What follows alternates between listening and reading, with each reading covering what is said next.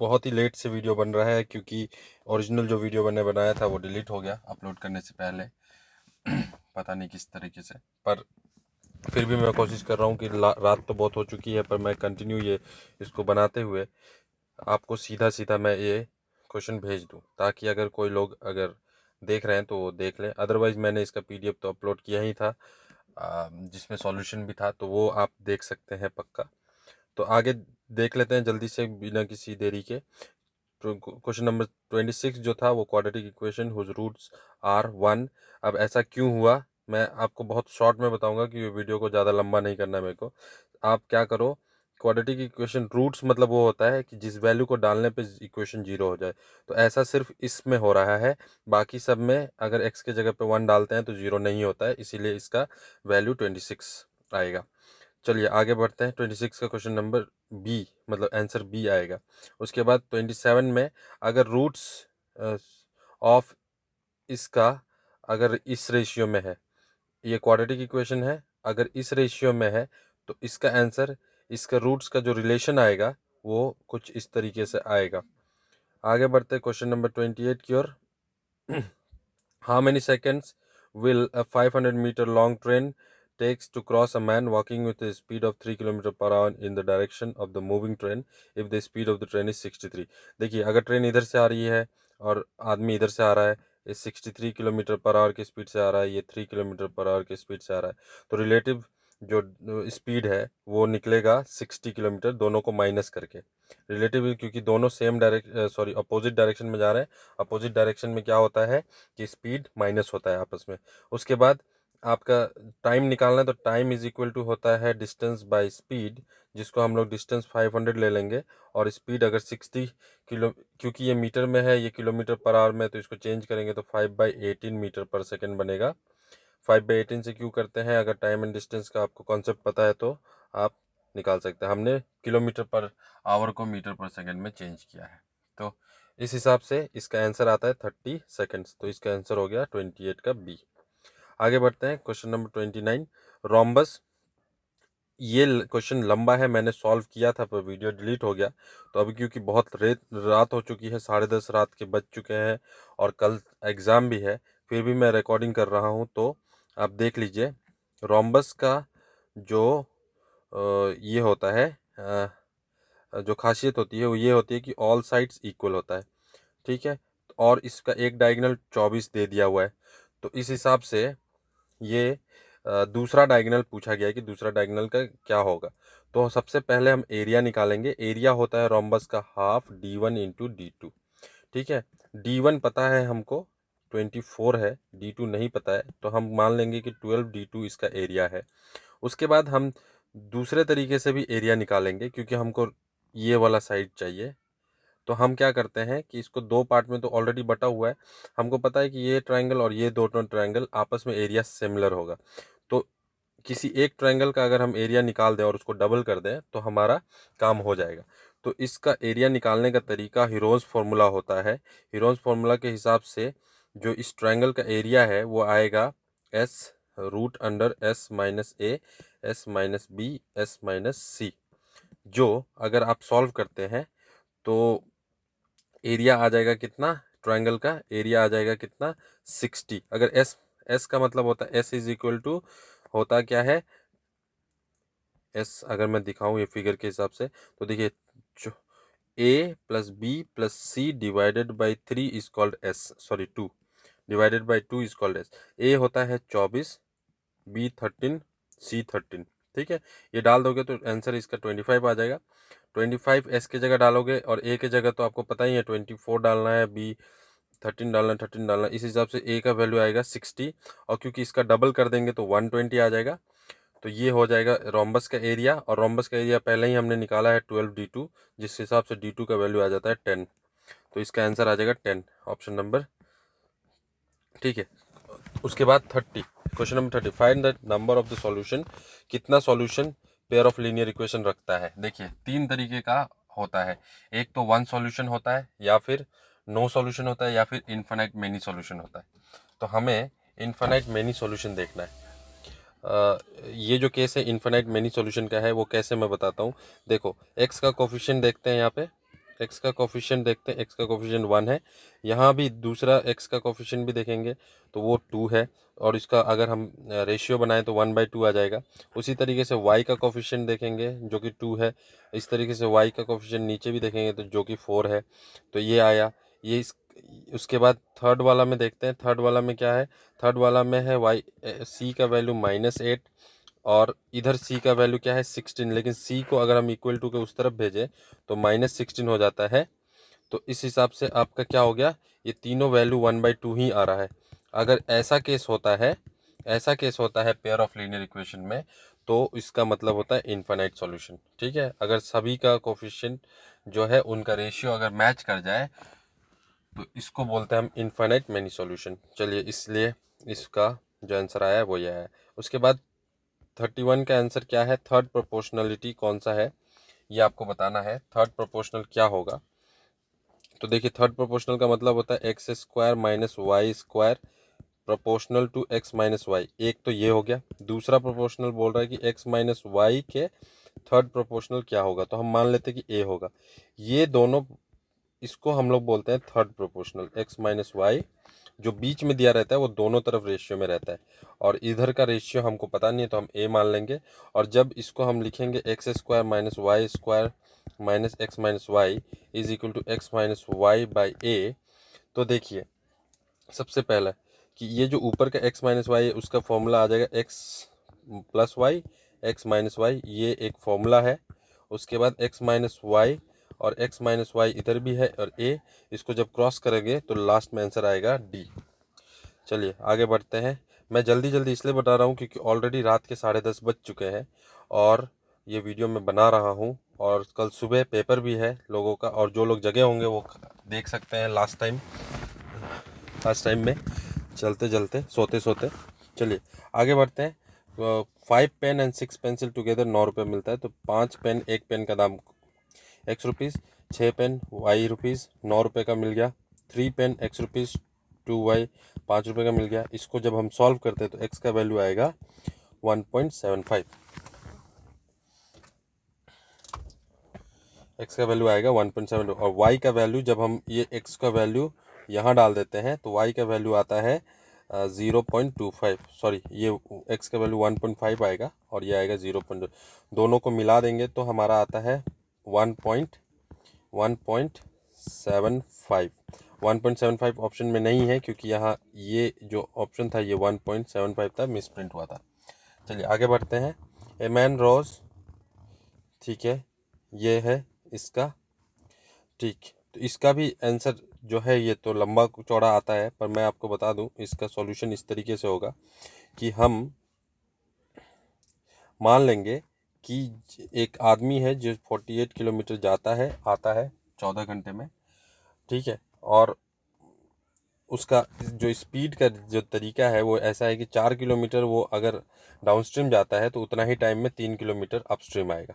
ठीक है, तो अब हम लोग क्या मान लेंगे कि डाउनस्ट्रीम का स्पीड जो है वो 4x है, डाउनस्ट्रीम का स्पीड, और अपस्ट्रीम का स्पीड जो है वो 3x है। तो इस हिसाब से 48 डाउनस्ट्रीम में जाने में उसको ये आएगा डिस्टेंस बाय टाइम, ठीक है, प्लस 48 अपस्ट्रीम में जाने में उसका टाइम कितना आएगा 3x, और इसको मिला के उसको टोटल टाइम कितना लगा 14 घंटे। इससे आपको x का वैल्यू आ जाता है 2, और जिससे आपको डाउनस्ट्रीम का स्पीड आ जाएगा 8 और ये आ जाएगा 6।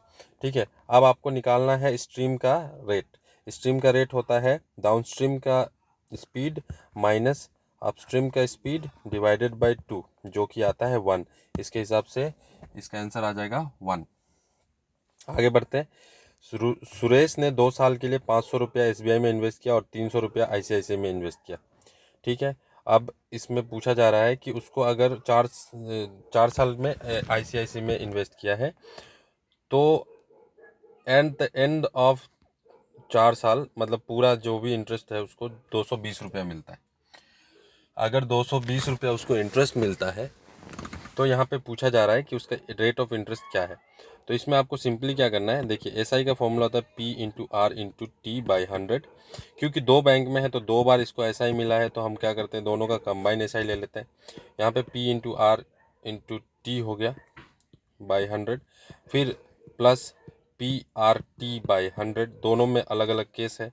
अगर आप इसको करते हैं तो R का केस आपको 10% आता है। आप ये इसका सॉल्व कर देना। देखो SI टोटल मिला के 220 हो गया। P आपका अलग है, SBI में 500 रुपया है, ठीक है, टाइम 2 साल है। यहाँ P 300 रुपया है, टाइम 4 साल है। इसको डाल देना, आपको सॉल्व हो जाएगा। उसके बाद बोला गया है what is the average of all natural numbers. तो एवरेज क्या होता है, एवरेज अगर 100 नेचुरल नंबर्स का आपको निकालना है तो आपको क्या करना है, 100 का आधा करो और आधे में 0.5 जोड़ लो। तो इसका आधा होता है 50 और 50 में 0.5 जोड़ देंगे, 50 में 0.5 जोड़ देंगे तो ये इसका एवरेज आ जाएगा। 100 का हो गया 50 एवरेज आ रहा है 50। एक मिनट में फॉर्मूला के हिसाब से कर देता हूँ। n(-1/2/50) ये होगा, सॉरी 100, ये होगा इसका एवरेज का फॉर्मूला, ठीक है। n नेचुरल नंबर्स का एवरेज का फॉर्मूला, n मतलब 100 और ये हो गया 101/2/100। यस 50.5 आ रहा है, करेक्ट था, वही वो मैं थोड़ा सा मिसलीड हो रहा था। ये 50.5 होना चाहिए इसका आंसर, ठीक है। आगे बढ़ते हैं। 36 ए मैन 5 मीटर वाइड। देखो इस तरीके का 90/40 का आपका ये है, ठीक है। और बोल रहा है कि इसके साइड साइड में ना 5 मीटर का क्या है, ऐसे चौड़ाई है। तो देखो 5 मीटर का चौड़ाई है, मतलब इधर भी 5 इधर भी 5, टोटल मिला के ये कितना हो जाएगा, ये लेंथ 100, ये लेंथ मिला के हो जाएगा 50। चलो अब बोल रहे हैं कि एरिया निकालो, टोटल एरिया ऑफ लॉन, ये लॉन है, इसका एरिया निकालो। तो इसका एरिया कैसे निकलेगा, बड़ा रेक्टेंगल बाई छोटा रेक्टेंगल। बड़ा रेक्टेंगल का हो गया 5000 और छोटा रेक्टेंगल का 9 चौका 3600। इसको माइनस कर देंगे आपस में तो 1400 आ जाएगा। यही 1400 इसका आंसर है। आगे बढ़ते हैं रेक्टेंगल ऑफ लॉन में। फिर से क्वेश्चन है, बोल रहा है कि इस तरीके का फिर से हो रहा है, नहीं सॉरी इस तरीके का नहीं है। इस क्वेश्चन में इस तरीके का आपका एक रेक्टेंगुलर फील्ड है और 5 मीटर चौड़ा इस तरीके से बीचों बीच रोड जा रहा है। इस रोड का पे चलने का कॉस्टिंग बताना है। अगर कॉस्टिंग जो है 60 पैसा पर स्क्वायर मीटर है तो देखिए इसका एरिया निकालेंगे कैसे। सबसे पहला देखो, जो हाइट है वो 40 है और जो डेप्थ है वो 60 है, मतलब कि ब्रेथ, सॉरी आप इसको लेंथ भी बोल सकते हैं। लेंथ 60 है और ब्रेथ 40 है।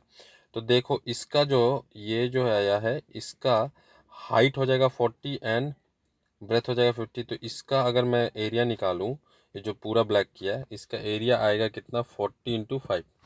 और जो ये आएगा इसका एरिया आएगा 60 × 5। दोनों का एरिया कितना है,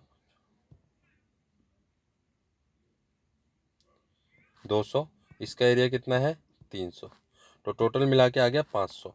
अब क्योंकि यहाँ जो है बीच में जो एरिया है, देख लेते हैं बीच में कौन सा एरिया है जो ओवरलैप कर रहा है, ठीक है। ये ओवरलैप कर रहा है, ये एरिया एक बार माइनस होगा क्योंकि दोनों कंडीशन में हमने ले लिया है। तो एक बार माइनस अगर मैं करने जाऊँ तो ये एरिया कितना माइनस होगा, ये आएगा 5 का है एरिया।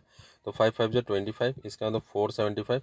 475 को मैं 0.60 से अगर इंटू करता हूँ तो 28.3 आता है आई थिंक। इसमें भी कुछ, तो आप एक बार करके देख लेना, जो भी आंसर आ रहा है ऑप्शन में ना हो तभी भी चलेगा क्योंकि मैंने इवेलुएट किया था, थोड़ा सा प्रिंटिंग मिस्टेक था इसमें, ठीक है।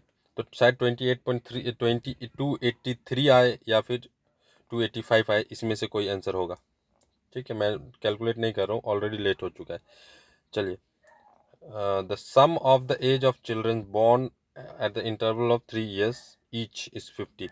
तो चलिए, बोल रहा है कि सबसे छोटे वाला बच्चे का एज क्या होगा अगर 3-3 साल पे 5 बच्चे ने जन्म लिया है। तो पहला बच्चे ने एक मान लो x ईयर का है, उसके 3 साल बाद मतलब कि x+3, उसके 3 साल बाद मतलब x+6, उसके 3 साल मतलब x+9, उसके 3 साल मतलब x+12। ये हमने कर लिया जो 3-3 साल के अंतराल पे। इन सब का सम कितना है, बोल रहा है 50 है। तो अगर मैं x मेरे पास कितना है टोटल 5x, ठीक है। यहाँ पे ये टोटल कितना हो रहा है ये देख लेते हैं हम लोग। तो 9 9 18 और 30 हो रहा है। x का वैल्यू आ जाएगा 5x + 30 = 50। x का वैल्यू आ जाएगा 20/5 दैट इज़ 4। और छोटा वाला बच्चा 4 साल का है। आगे बढ़ते हैं। 39 क्वेश्चन में सरकमफेरेंस ऑफ अ सर्कल, तो 2 पाई आर का वैल्यू है 64 पाई, आर का वैल्यू आ जाएगा 32, सॉल्व कर लेना, पाई पाई कैंसिल, 32 आ जाता है। और 32 पाई आर स्क्वायर में जब आप डालते हो तो 32 का मतलब होता है आर स्क्वायर, मतलब 32 का स्क्वायर हो जाएगा 1024। इसका आंसर है 1024 पाई सेंटीमीटर स्क्वायर। चलिए आगे बढ़ते हैं। इसमें यहाँ पे हम लोग देखते हैं, तो सबसे पहले ट्रायंगल है ABC, इसका मिड पॉइंट हमने कनेक्ट कर दिया, जिसका नाम D and E रखना है। इस तरीके क्वेश्चन आप एक बार रीड कर लेना। तो पूछ रहा है कि BC अगर 6 है तो DE कितना होगा। तो ये देखिए मिड पॉइंट थ्योरम है। ये क्या होता है, mid point two mid point connect होने से जो बेस होता है उसका हाफ होता है। आंसर DE जो होगा वो हाफ ऑफ BC होगा एवरी टाइम। चलिए आगे बढ़ते हैं। ये पॉलिनोमियल है 41 का। इसमें क्या है कि x प्लस 1 प्लस 8, अगर मैं इसको बोलूँ ये लीनियर इक्वेशन है क्वाड्रेटिक, तो देखिए सबसे पहले तो इसको मल्टीप्लाई करेंगे एक्स स्क्वायर, ये x प्लस 8 हो जाएगा। उसके इधर मल्टीप्लाई करेंगे तो x square plus minus 2x plus 2x minus 2x plus 2x और -4। ठीक है, तो 2x cancel, x square cancel, तो बाकी बचा क्या, ये है लीनियर इक्वेशन। लीनियर मतलब किसी के ऊपर पावर नहीं हो। x के ऊपर अगर इक्वेशन में पावर नहीं है तो लीनियर इक्वेशन है, पावर नहीं है मतलब 1। ठीक है, चलिए आगे बढ़ते हैं। Average of 7 family member is 75 but the average of 6 of them is 74 and 6 month. तो हम लोग इसका करते हैं, तो 7 मेंबर का एवरेज जो है वो 75 है। इसका मतलब 775 जा कितना हो जाएगा, टोटल एज है पूरे 7 मेंबर का कितना हो जाएगा, 3, और ये हो गया कितना 100, सॉरी 775 ना 49 525, 7 जा 49, ठीक है 525। और बोल रहा है कि 6 मेंबर का जो एज है वो 6, उनमें से 6 का जो एज है वो 74 एंड 6 मंथ है। तो 74 एंड 6 मंथ का मतलब क्या हो गया, 74 एंड हाफ। 74 एंड हाफ का मतलब क्या हो गया, 149/2। तो 149/2 अगर मैं करूं तो यहाँ पे आ रहा है कितना 3, जिस हिसाब से आता है तो 447। अगर आप इसको माइनस कर देते हैं तो आंसर आएगा 78। चलिए आगे बढ़ते हैं। आपस में माइनस कर दो, क्योंकि 7 का टोटल एज इतना है, 6% का टोटल एज इतना है, तो आपस में माइनस कर दो तो 7वां% का एज मिल जाएगा।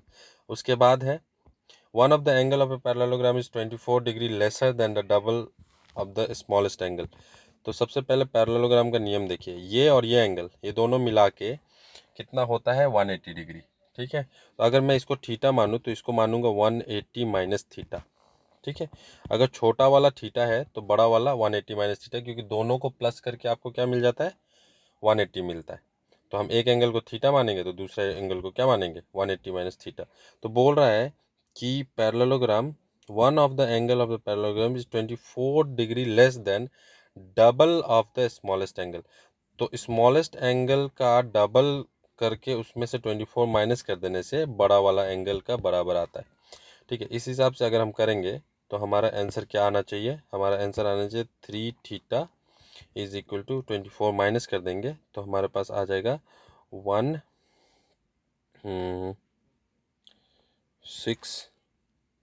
6 आ गया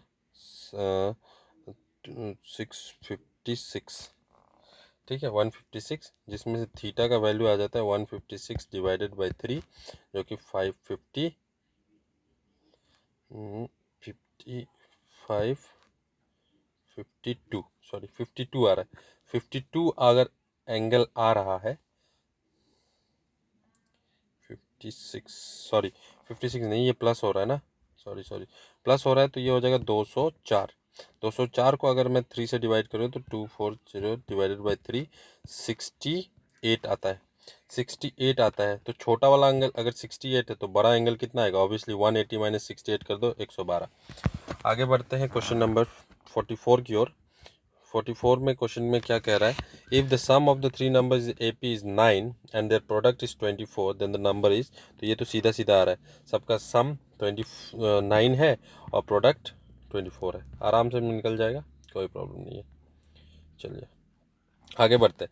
10th टर्म पीछे से, एपी का फॉर्मूला, ठीक है, पीछे से 10 टर्म बोल रहा है तो आप सबसे पहले मान लो कि आगे वाला नंबर ही 10, ठीक है। इस तरीके से हम जाएंगे 1 2 3 4 5 6, 10th नंबर पे कौन सा होगा। तो इसके लिए आपको सबसे पहले ये देख लीजिए कि पैटर्न में क्या हो रहा है, +5 हो रहा है एवरी टाइम, ठीक है, +5 होते जा रहा है, -5 में यहाँ बढ़ते जा रहा है, +5 होते जा रहा है, ठीक है। तो डी क्या है आपका, -10 और -5, -10 -5, ठीक। तो इधर से -5 है, इस तरफ से डी -5 है, तो इधर से क्या होगा, +5 होगा, क्योंकि इससे 50 देख रहे हो, 1000 से छोटा होगा ना नेक्स्ट नंबर, इस तरफ को आएंगे तो, ठीक है। तो उल्टा हो जाएगा, डी का वैल्यू क्या होगा, इस तरफ से अगर +-5 है तो इस तरफ से वो क्या हो जाएगा, डी का वैल्यू 5 हो जाएगा। अब डी का वैल्यू 5 होते ही आपको 10th टर्म चाहिए। 10th टर्म का मतलब होता है A10, इसका मतलब होता है A+9D, अगर AP आपने पढ़ा है तो।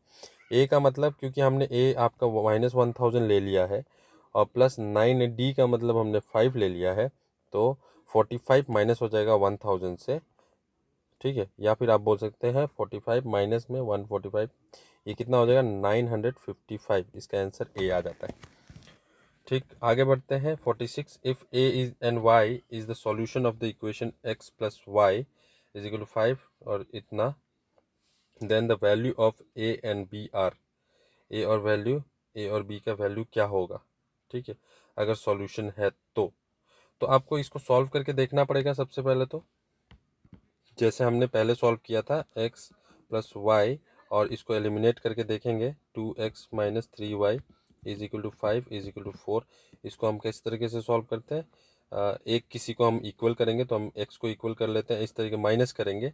अगर 2 वेरिएबल आपने सॉल्व किया है तो सॉल्व कर लीजिएगा एलिमिनेशन मेथड से, और एलिमिनेशन मेथड से इसका आंसर आएगा डी, ठीक है। अगर एलिमिनेशन मेथड आप नहीं जाते तो यूट्यूब में एलिमिनेशन मेथड के बारे में दिया हुआ है, आप देख लेना इक्वेशन को। चलिए आगे देखते हैं। अगर कोई आर्टिकल जो है वो 675 में सॉल्व करते हैं और 900 में, सॉरी 675 में खरीदते हैं और 900 में बेच देते हैं, तो गेन परसेंटेज कितना होगा। तो देखो सबसे पहले 900 में बेचा है, 675 में खरीदा था, तो ऑब्वियसली गेन परसेंटेज कितना हो रहा है, गेन कितना हो रहा है, 225। तो गेन 225 है, तो इसको सीपी से हम डिवाइड करते हैं तो गेन परसेंटेज निकल जाता है, और इंटू 100 कर देंगे तो इसको आंसर आएगा 33.33%। तो ये हो गया आपका सी। आगे बढ़ते हैं, पाइथागोरस ट्रिपलेट्स कौन सा है। तो पाइथागोरस ट्रिपलेट्स का मतलब होता है कि छोटे वाले दो का स्क्वायर का सम बड़ा वाला का बराबर आना चाहिए, जो कि इसमें आएगा, क्योंकि 8 का 64, 15 का 225, इन दोनों को प्लस कर दो तो आपको मिल जाएगा कितना, कितना आ रहा है, तो 9 एंड 8 एंड 289, 289 किसका स्क्वायर होता है, 17 का। तो यहाँ पे आंसर आ रहा है 8 सी। उसके बाद 49 में है, अगर कोई वॉच जो है वो सोल्ड होता है 10% लॉस में, अगर 140 में ज़्यादा में बेचता तो 4% प्रॉफिट होता है। तो ये बहुत सिंपल होता है, सी आई जो है इसका मान लेते हैं हम एक्स था, और अगर 10% लॉस में बिका है, मतलब 90% में ही बिका है, और 10% लॉस मतलब 100 माइनस 10, ठीक है। ये 90% हो जाता है, 90% मतलब कॉस्ट, आपका जो कॉस्ट प्राइस है उसका 90% में बिका है, तो 90% में बिका है तो लॉस हो गया 10% का, ठीक है। ऑब्वियसली 100% में बिकता तो कोई फ़ायदा नहीं होता, पर जो कॉस्ट था उसका 90% में बिका है, मतलब लॉस हुआ है। अब बोल रहा है कि इससे अगर 140 रुपीज़ ज़्यादा ले लेते हैं तो इसको एक 4% का प्रॉफिट होता है। 4% का प्रॉफिट मतलब 100 + 4, जैसे ये लॉस हुआ है तो 100 - 10, उस तरीके से 100 + 4, 100 कर दिया, ये आ गया। ये भी किसका होगा, एक्स का होगा ऑब्वियसली। तो अब देखिए यहाँ पे 104/100 एक्स है, और यहाँ पे 90/100 एक्स है, तो इसको माइनस करेंगे हम, तो 104/100 एक्स माइनस 90x/100, इसको हम करते हैं तो 140, और यहाँ पे आ जाएगा 14x/100, जो ये सॉल्व करते तो x का वैल्यू कितना आ जाता है, 1000, करके देख लो, आराम से आ जा रहा है, ठीक है। तो यहाँ पे हो गया 1000 आंसर। उसके बाद 2% P and Q start at the same time from the city A for city B 60 kilometre away. अगर P का जो स्पीड है वो 4 किलोमीटर स्लोअर देन Q है, देन पहला चीज़ कि आप ये देख लीजिए, सिटी ए और सिटी बी, ए और बी के बीच में डिस्टेंस जो है वो आपका 60 किलोमीटर का है। पी एंड क्यू यहाँ पे स्टार्ट करते हैं। पी का जो स्पीड है वो मान लेते एक्स है, और सॉरी क्यू का जो स्पीड है वो एक्स मान लेते, तो पी का स्पीड जो है वो 4 कम मानेंगे। ठीक है, 4 कम मानेंगे। अब बोल रहे हैं कि ए और पी और क्यू दोनों ने स्टार्ट किया, तो पी क्यू जो है जाके वापस आ गया 12 किलोमीटर। मतलब टोटल कितना सफ़र किया उसने? क्यू ने ट्रेवल किया 60 + 12 that is 72 kilometre, and P ने उस समय 48 किलोमीटर ही ट्रेवल किया, क्योंकि जब क्यू वापस आ रहा था तो पी मिला उसको रास्ते में। ठीक है, तो 48 किलोमीटर ही ट्रेवल किया। ठीक है, तो 48 किलोमीटर ही ट्रेवल किया, लेकिन दोनों को टाइम तो उतना ही लगा है ना। क्यों? क्योंकि पी गया, जाके वापस आ रहा था, तब जाके ये मिला है। दोनों सेम टाइम पे चले थे। ठीक है, तो हम मान लेते हैं कि दोनों का टाइम सेम है। तो दोनों का टाइम कैसे निकलेगा? टाइम निकलता है डिस्टेंस बाय स्पीड से। तो पहला वाला का डिस्टेंस है 72, उसका स्पीड क्या है? स्पीड एक्स है। ठीक है, क्यू का, ये क्यू का निकल रहा है। ठीक है, पी का निकलेगा 48 और उसका स्पीड है x-3। दोनों को बराबर करेंगे तो x का वैल्यू जो आएगा वो कितना आ रहा है? 12 किलोमीटर। बराबर कर लो दोनों को, उसके बाद क्रॉस मल्टीप्लाई करिए और आपका आंसर आएगा 12 किलोमीटर। देखिए, जल्दबाजी में मैंने ये वीडियो बनाया क्योंकि मेरा ओरिजिनल वीडियो आज सुबह ही मैंने वो शूट कर लिया था। मैंने सोचा था रात में अपलोड करूँगा, पर मिला नहीं। फिर भी मैंने जल्दी से जल्दी इसको 20 मिनट के अंदर कंप्लीट करने की कोशिश की है। अगर एक्सप्लेनेशन में थोड़ा बहुत जो भी प्रॉब्लम आपको लग रहा होगा वो थोड़ी सी जल्दबाजी की वजह से है, क्योंकि मेरे को वीडियो शॉर्ट रखना था और जल्दी करना था। ऑलरेडी 11 बज चुके हैं, अब मैं अपलोड कर रहा हूँ। और अगर आप लोग कल एग्ज़ाम दे रहे हो तो ऑल द बेस्ट, और हम लोग फिर बात करते हैं। अगर आप एग्ज़ाम दे के आते हो तो इस वीडियो के कमेंट में आप ज़रूर मेरे को कमेंट करिए कि एग्ज़ाम कैसा रहा। और दूसरी चीज़ कि आप अपना पेपर हो सके तो मेरे को भेजिएगा, मैं सॉल्व करके उसको डालने की कोशिश करूँगा। आज के लिए इतना ही, और मिलते हैं कल। और बेस्ट ऑफ लक जितने भी एस्पिरेंट्स हैं इस वीडियो को देख रहे हैं। Thank you very much.